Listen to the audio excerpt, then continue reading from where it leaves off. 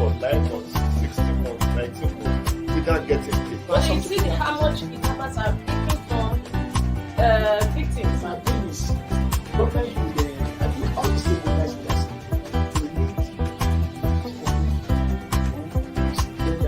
get that, and I think we get that.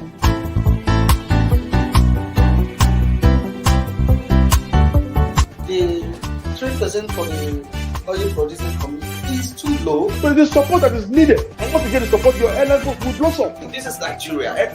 You need to give people sense of belonging.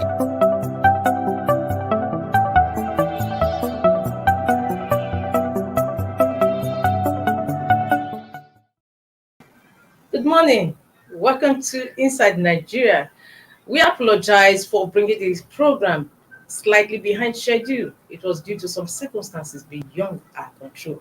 But we are right here now to give you Inside Nigeria papers review on today's production. My name is Winifred Gwebo, and of course I have with me in the studio a public affairs analyst, Samaila Musa.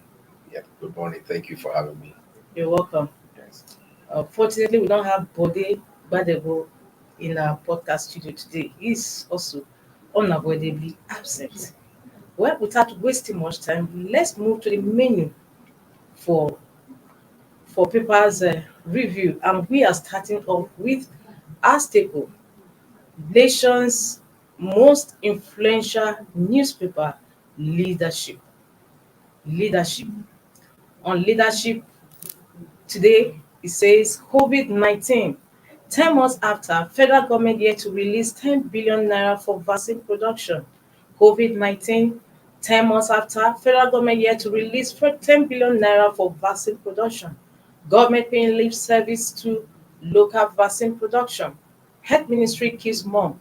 Pharmacists decry impact of forest on CBN intervention fund. We are ready to work with pharma sector for local drug production. And that is in National Assembly. Samela, what's your thoughts?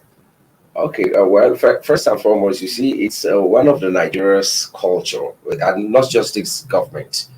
We're actually fond of paying lip service to things that ordinarily should be very, very important, should be number one, should be a priority. We usually, I mean, that's perhaps our nature, or the nature of our leaders, and they won't mind spending the same amount outside Nigeria for the same treatment. Something that ordinarily it will take us that amount you mentioned, here in Nigeria to start producing it. We can actually import just a batch of it with that same amount, because you see, there is a chain. There's so many things involved. Is either the person who is seeing it as a way of him cashing out if it's not being produced here, because he will be the one to supply it. You understand? Or the other man who is feeling, look, I have a firm in another country who actually does the same thing, So that's how the chain goes. Everybody's looking at what point can he cash out, because if you start producing it now, it means that area is covered. So, but they will want to make it something that periodically they will be cashing out on. Then apart from that, we usually don't take things like this serious. No, we don't. We usually. And then the other part that is actually also mind-boggling is our mentality. Even for us as Nigerians, if you produce this thing here in Nigeria, how many people will have the confidence? Except the very downtrodden will have the confidence to take a vaccine that is produced in Nigeria.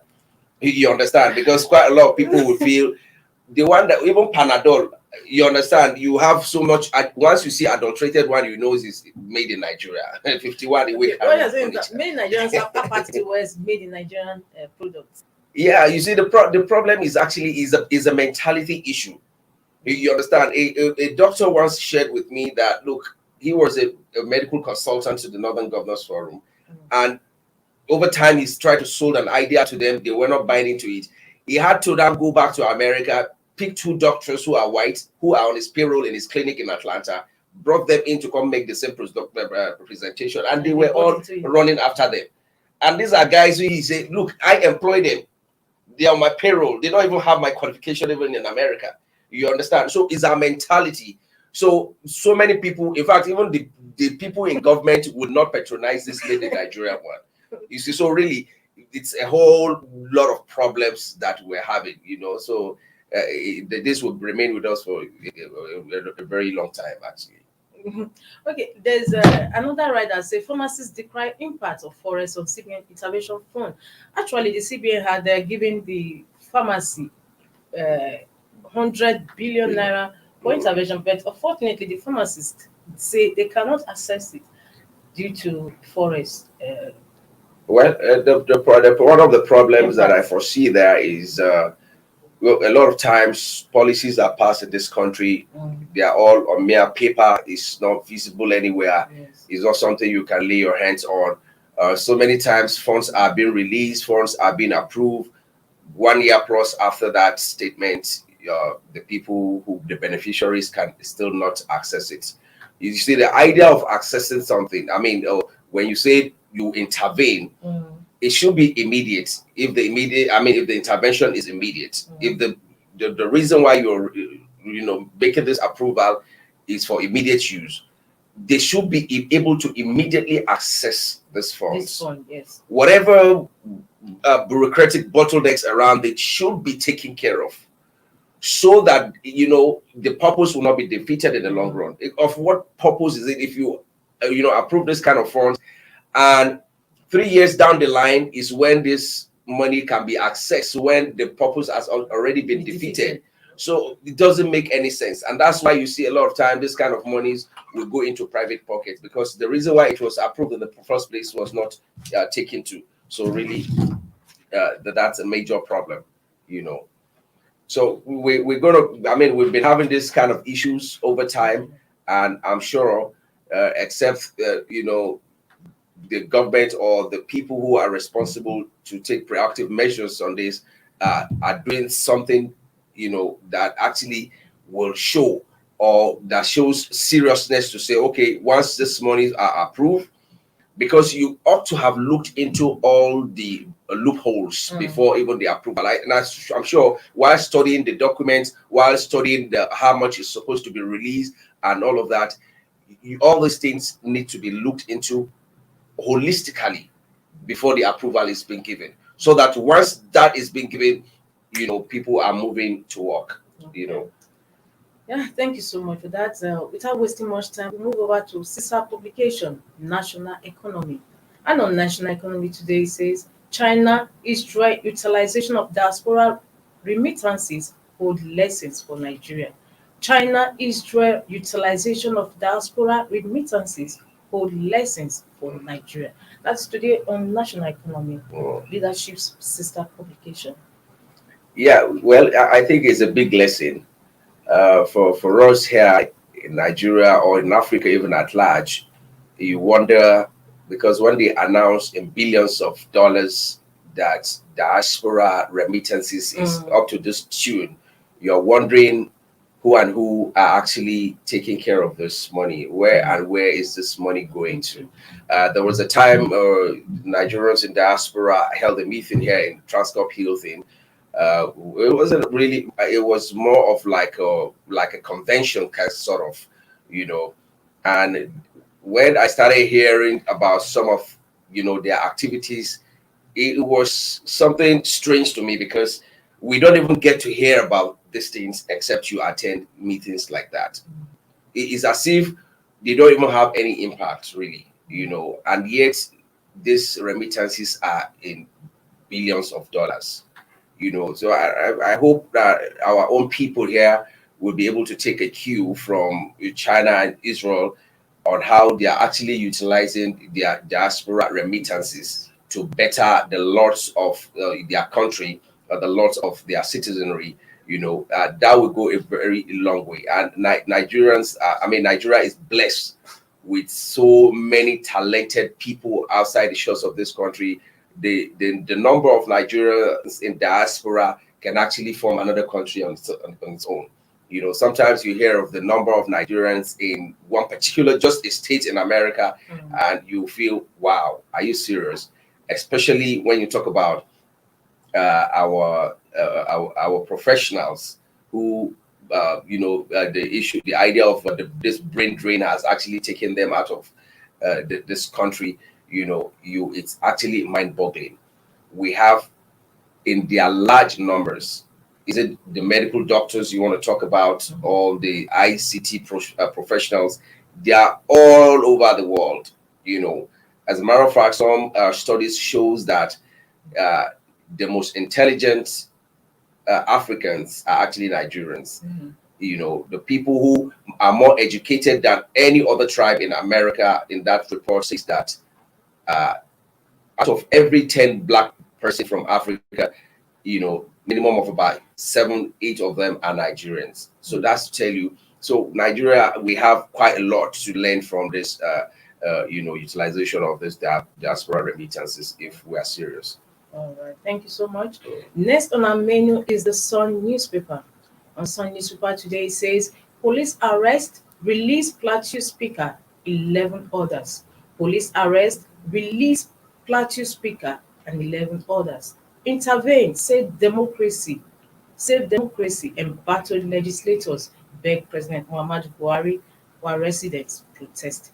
That is on today's Sun newspaper. Yeah. So, what is your thought on Well, I think going on in Plateau? I think there's so much abuse of power in this country, because look, everybody wants to wield power at every level. Even a councillor will also wants to flex his own muscles in terms of power. So we just at every level of our governance strata, we find people who are abusing power. Well, first and foremost, I've not really gotten much details about why they have to be impeached. But of course, the Constitution allows for impeachment of the speaker by the legislators, But when people try to either protest or something and you try to gag them and begin to hunt them all around the place with police, with, uniformed people. Well, in this same Plateau, sometimes back during Obasanjo, we saw how many legislators actually, trying to impeach a governor. You understand? It's flagrant abuse of power, without any respect for the Constitution. So if you are a sitting governor there, I really have not studied, this case in particular to know what actually warrants for their arrest, because I don't think they have done anything criminal. Maybe, they are also protesting that there are illegalities, carried out during their impeachment and stuff like that. But majorly what I foresee, because I have seen that happen over and over, time and time again. There was a particular time a deputy governor was about to be impeached in one of the southern eastern states. And the man tendered his resignation letter, which ordinarily should have been accepted because, you just want to get him out of the way. But they refused to even receive it. You understand? So they locked all the offices where he was supposed to submit that resignation letter because they just want him to be embarrassed in the long run and rubbish his political career. Well, I think we need to grow up in that regard and know that we need to have some respect for our Constitution. Thank you so much. We don't have much time now. We have a focal discussion coming up 10:30. So we'll just have a look at the last paper on our menu, and it is New Telegraph. On New Telegraph today says APC National Convention holds December. APC National Convention holds December. Party to release zoning details next week. Okay, this is very interesting. You see why virtually every Nigerian needs to be interested in what happens in APC. It's not because everybody is a member of APC, but because you see it's a ruling party. What they do or do not do has a way of affecting all of us as Nigerians, whether you are here in Nigeria or you're in diaspora. Whatever happens at the ruling party has a way of affecting us. So, and that's why we're also very interested in what they do. And I'm also hoping that they get it right. The PDP have, they did their own, came out with a consensus national chairman, held one of the most peaceful, convention that nobody thought could actually happen at this time due to some crisis they were facing.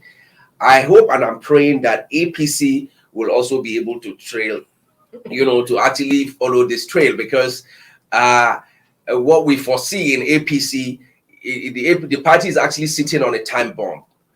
You see, because it was a marriage of convenience, ab initio. There's so many people who will never have sat together under any circumstance to hold meetings together. The Buhari factor brought them together. And funny enough, the Buhari's tenure is actually coming to an end gradually. So, and this convention will determine who and who will stay back in the party. You understand? Because so many people who will feel so changed, who have their own ambitions, who feel, oh no, you can't do this to me. We all build this party together, actually going to leave the party. So, but one of the things that I'm having a key interest in is their zoning details that will be released next week. We can't wait to see that list of where they are going to zone it to, whether they're going to toe, the line the PDP has told, and say, okay, we are going to zone it to this particular region. But in the long run, anybody is free to contest. So that is actually going to perhaps be one of the safest formula for them. But ordinarily, I know the APC should zone it to the south, because having their party, have this power for, by the end of this tenure, it will be 8 years, in the north. So ordinarily, the party should say, oh, our own unwritten constitution says it should go to the south. But I know there are quite a lot of people in the APC who are interested in contesting for president, and well, maybe they have more people in the south who will perhaps pull some kind of clouds to contest for a presidential election at this time. But other than that, I really do not see any miracle, but we wait to see what they will come up with. Thank you so much, Samala. This is where we draw the curtain on today's newspaper review segment of Inside Nigeria, reaching you from Leadership Podcast Studio in the Federal Capital Territory of Abuja. And with me to have reviewed the paper all along has been Samala Musa, a public affairs analyst. Samala, thank you so much for having our time to be with us whenever we call upon you. Thank you for having me. Thank you so much. Yeah. So we'll go on a short break. When we come back, we'll be having a focused discussion with Steve Aluko.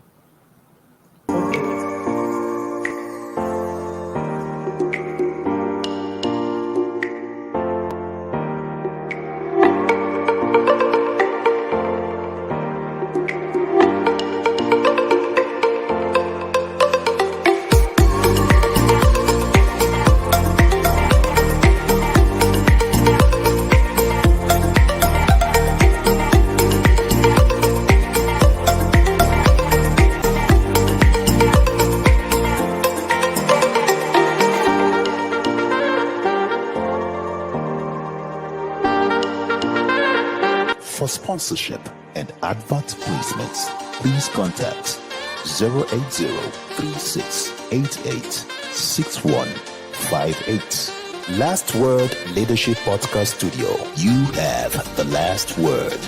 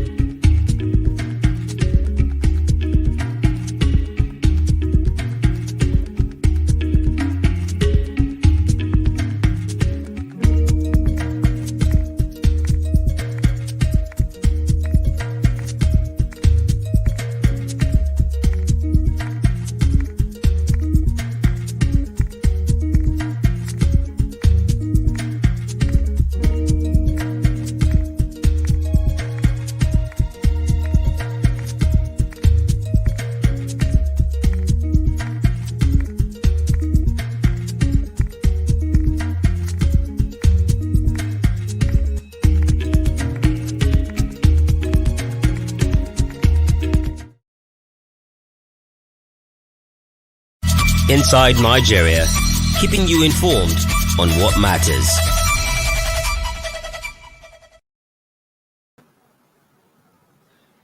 Welcome back. It's still inside Nigeria. Good morning. My name is Body. I'm joining you for the first time at the second segment of the show. Winifred, good morning. But the welcome is like magic. Welcome back. Thank you so much. That was a wonderful newspaper segment. Now we're going to discuss the Plateau Assembly Leadership Crisis. In the last 1 week, there have been crises rocking the Plateau State House of Assembly, with a particular section of the House claiming to have impeached the Speaker, Ayuba Abok, while Abok is also fighting back to retain his seat. There are insinuations that the governor of Plateau State, Simon Lalong, is behind the crisis, that he instigated the other faction against Nuhu Abok, the embattled Speaker. Yesterday, again, drama unfolded, or there was confusion rather, when youth clashed at the premises of the assembly, leading to the arrest, or temporary arrest, or maybe protective custody of the new Abok faction of the house, when the police came and whisked them away. This morning, we shall be discussing this issue with Steve Aluko, the North Central Zonal Director of Civil Liberties Organization, CLO, based in Jos, Plateau State. Just like our analyst said, Samana Musa, he said some governors, even not just governors alone, even how do you call them, the lowest, the councillors, yes, they do things now with impunity, and they feel that they can get away with it. Yes. So that's just what is playing now. Well, the governor has also said he was not involved. Don't forget that the same thing, we still have some lawmakers that are still at large in the two state House of Assembly. Yeah, they've not been sworn in, yes, given the stance of Governor Andrew Obaseki. So that means they've not been collecting salary for. No, they haven't. I think they are even going to court. That's the release serious. Of their funds. They have not been collecting. That's serious. Well, I think the problem is not in our law. The problem is with the political office holders, because the law clearly specifies the roles of the executive and the judiciary. These are independent arm of government who are expected to only collaborate with one another. But in the case of Nigeria, you see, oftentimes than not, the executive arm of government, whether at the federal, state, or the local level, trying to wield over bearing powers. And the President Muhammad Buhari, he wanted to do executive order so that emoluments will be paid to State Assembly exactly direct. The governors are actually against it. They want them to be at their beck and call at times. Well, we are expecting Steve Aluko, the Zonal Director, North Central of Civil Liberties Organization, CLO, to join us to dissect this issue and see if we can find solution to the crisis rocking the Plateau State House of Assembly. And we also try to see if the police, who are also party to this crisis, can speak with us, but we are unable to get the spokesperson of the Plateau State Command of the Police and the Commissioner of Police. Oh yes, while we wait for our guest. Yes, I think we need to go on a short break. By then we expect Steve Aluko, Zonal Director, North Central of the Civil Liberties Organization, to join us to dissect the crisis rocking the Plateau State House of Assembly. We'll be back shortly.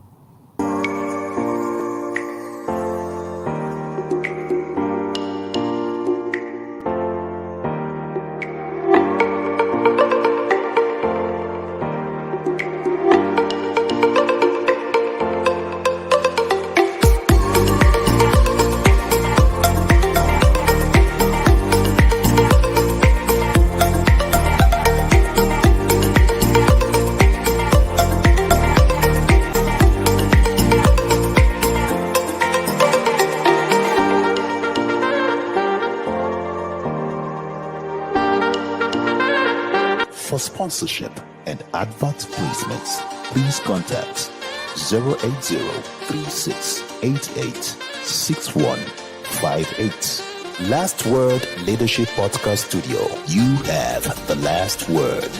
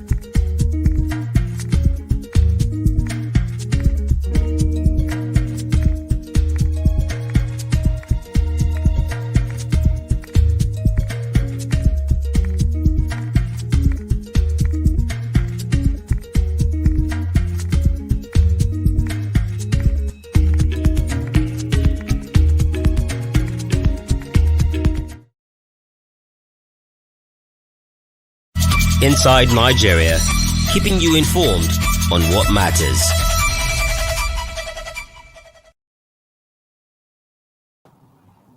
Welcome back. We are still having some challenges connecting with Steve Aluko, the North Central Zonal Director of Civil Liberties Organization, CLO, based in Jos Plateau State. But we hope that in a matter of seconds or minutes, he will actually join us before we wrap up this program to share his thoughts on the crisis rocking the Plateau State House of Assembly. Earlier, Winifred, you brought an example of the Edo State House of Assembly, when Oshomole was sworn in. I say Oshomole, Andrew Obaseki was sworn in.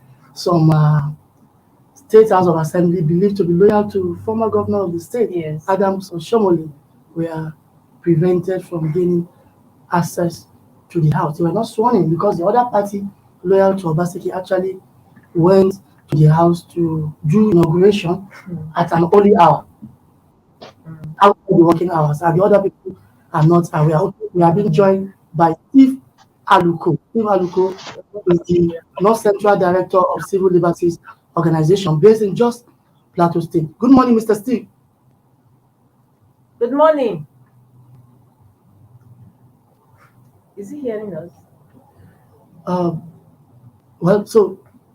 technical people will fix that connection while we establish connection with Steve Aluko from Jos in Plateau State.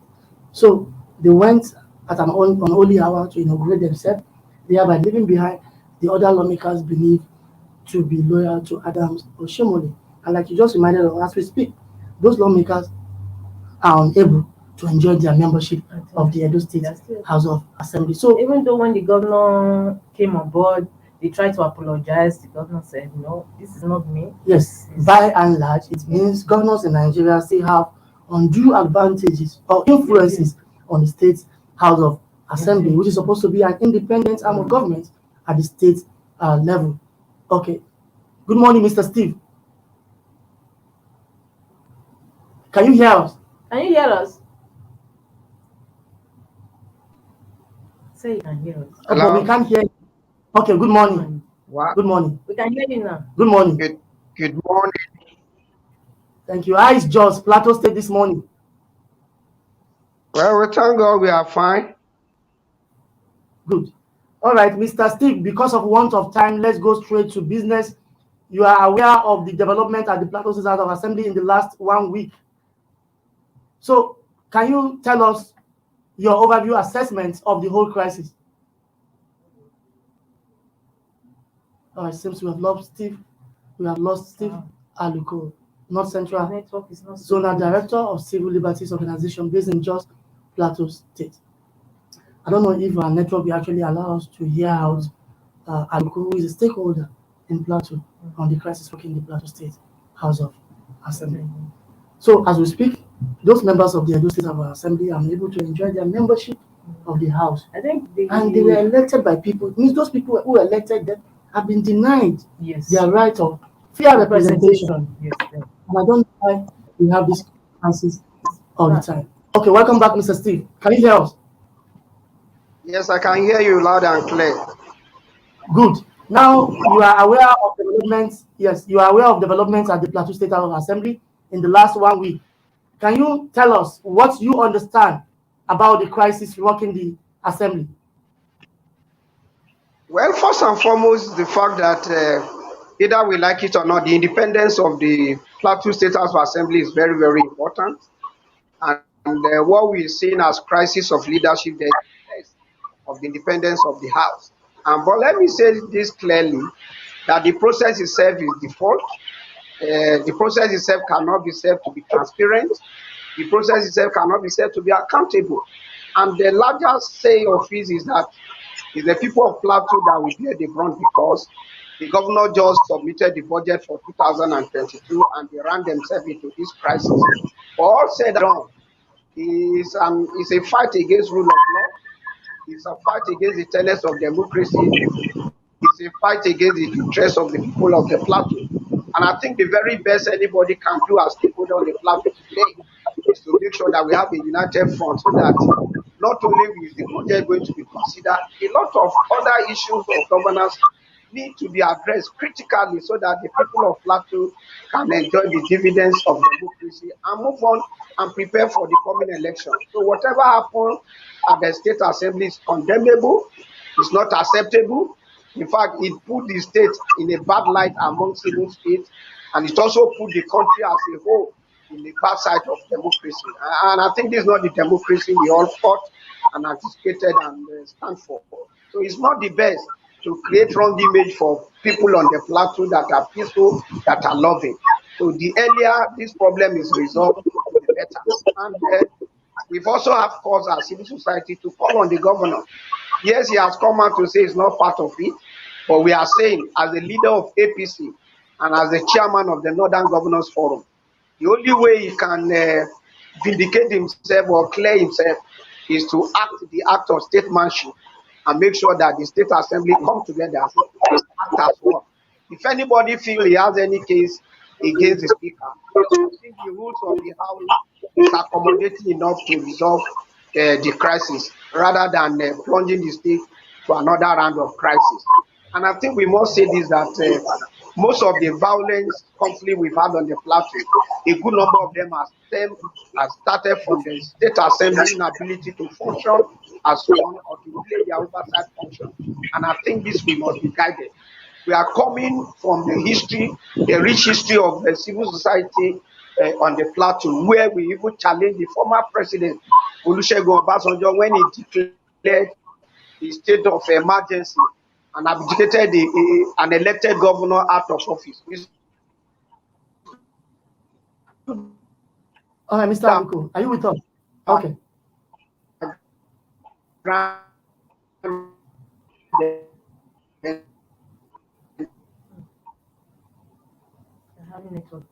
Yeah. Okay. Mr. Aluko, are you with us? Well, I think that network has been lost again. I actually wanted to ask him what is a view about the role of the police in the whole of this saga, because the police, which is supposed to be for all Nigerians.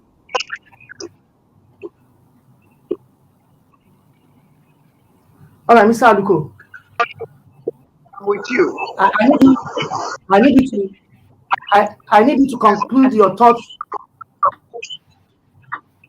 Yes, what I'm saying is that lovers of democracy all over the world and in Nigeria must not keep quiet. Or for anybody to keep quiet now shows clearly they are on the side of evil. And in this country, we must learn not to call evil this or call good evil. Evil should be named as evil. And the right thing every civilized Nigeria should do is to call all the parties involved to order. Otherwise, before you know, other governors will begin to learn rope from this, as we've seen in Edo State before now. All right, Mr. Aluko, thank you for that response. Okay, thank you for that response. Now, let me now ask you about the role of the police in the whole of this saga, because the police, as we can see, provided cover and security for the faction that removed Abok. And then the same police yesterday, when the Abok faction came to hold proceedings at the assembly, they also took them away, which some of the newspapers today have reported as arrest, even though we learned they have been released. So how will you describe the role of the police in the whole of this saga at the Plateau State House of Assembly? I think we must not isolate the role of the police from the role that some have also alleged that the DSS have played, inviting the speaker on the day that the aborted coup took place. And I think we must take the whole security architecture to task. That the culture of impunity they are promoting is an unwelcome development.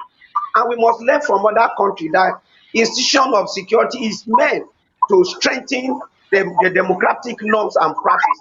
For them to have done what they have done, I think we must condemn it. It's unacceptable. And it's on this guy that we must call on the Inspector General of Police and the DG of SSS to probe into all the role that is alleged that their men have played. And I think it's an unwelcome development and we must not celebrate it. The police does not have any role to play in this instance. Apart from enforcing law and order, they do not have the right to go into the sacred hallowed chambers of the Plateau State House of Assembly to arrest anybody in whatever disguise. You will recall that at a point in this country, the acting president of this country had to sack the DG of the DSS on the basis of wrongful deployment of his troops to the National Assembly. And I think nothing short of it is what we are expecting from the security agency. All of them that played negative role in this incident should be sanctioned so that it will serve as deterrent to other police forces or other security forces elsewhere. We have had the president condemn the coup in other countries. If we are not very careful, we are indirectly aiding and abetting illegality in a lawful society. No, Mr. Aloko, thank you so much for your thoughts. I want to ask you, democracy, Nigeria's democracy is replete with House of Assembly leadership crisis like this. So, in your view, what do you think should be done to stem the tide? I think number one is that electoral justice is what we need, because in most cases what plunges us to this undemocratic result is because the process of getting people into the State House of Assembly, into the executive arm, has not been credible, free and fair. And when the process is not credible, the end result is that you get representing the people that are not accountable, people that are not playing oversight function, people that cannot even lobby themselves. And when you practice an internal democracy that does not allow for decent view, I think it's anti-democratic now. So number one is that let's have a that is credible, free and fair, where people can elect their own representative, either from their party level and at the national election level or state election level. That is the only one. This is why we must call on the president that the recent amendment as regard to the transmission of result and the rest of it must be guaranteed before the next election. Because I can tell you a great number of people that play as these anti-democratic forces, in the real sense of it, are people that do not have the credentials to be elected to represent people at any level, are people that have also frustrated our democratic development in this country, and people that have sniveled the life out of democratic dividends on the part of the people. So it's not limited to what just the electoral justice system must be enforced. The independence of parties to also make sure that they have credible primaries must also be guaranteed. So that at the end of the day, no governor or anybody will become godfather or godmother or goddaughter in imposing unelected representatives to represent people. So that at the end of the day, they begin to play the game of selfish individual and self-centered group of interest. And I think this all Nigeria must condemn, and that's why it must not be treated as Plateau issue. It's a national issue that we must all resolve at national level. And the office of the president can acquit himself by making sure that he has sent to that amendment, so that the electoral process towards 2023, we are sure of the rule, we are sure of the tenets of engagement, so that people can have engagement of the. Thank you so much. Thank you very much, Mr. Aluko, for sharing your thoughts with us this morning on the crisis in the House of Assembly. And I think your contribution this morning are very, very invaluable. You talk about electoral justice as a solution to stem the tide of this political crisis. We hope to see more of you, Mr. Aluko, whenever the needs arise on our show. Thank you so much for joining us. Steve Aluko is the Zonal Director, North Central of Civil Liberties Organization based in Jos, Plateau State. He has been speaking with us from Jos, Plateau State. That was wonderful. Yeah, and I hope those concerned will actually listen and do the right thing. So when there is electoral justice, people will be independent-minded to do what they are elected to do. And nobody will be at the beck and call of anybody. Winifred, it's time to go. And I must confess, it's been nice having you back, buddy. Thank you so much. Thank you so much.